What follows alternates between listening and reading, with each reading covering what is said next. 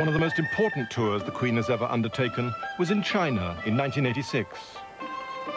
Her visit was a critical piece of diplomacy, coming soon after the fractious negotiations to return Hong Kong to China. At the start of her reign, the Great Wall was completely out of bounds. But here she was, receiving five-star treatment from her Chinese hosts.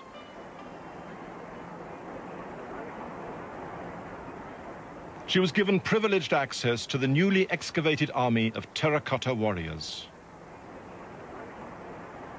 Normally one visits the terracotta warriors by standing on the walls around the edge and looking down at them. And we were most remarkably allowed to step into the pit, as it were, and walk amongst them as though we were part of the army.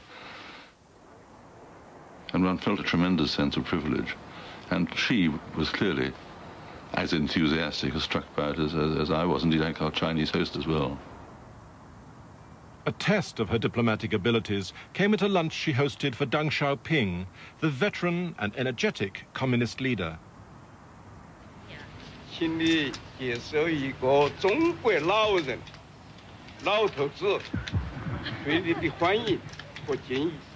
Please accept the warm greeting and respect from an old Chinese man.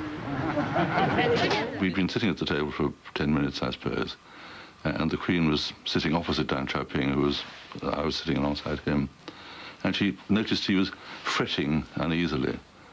And she remembered, of course, that he was a chain smoker, and she leant across to me and said, I think Mr. Deng would be rather happier if he was told he was allowed to smoke. And I told him that, and I've never seen a man light up more cheerfully than that. It's a very human touch, and he appreciated it.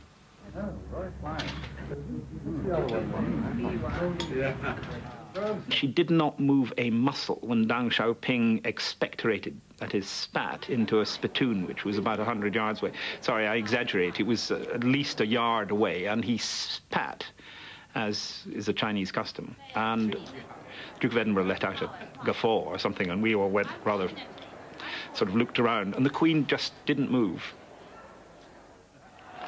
The Queen had invited virtually the whole Chinese government to a banquet on board Britannia.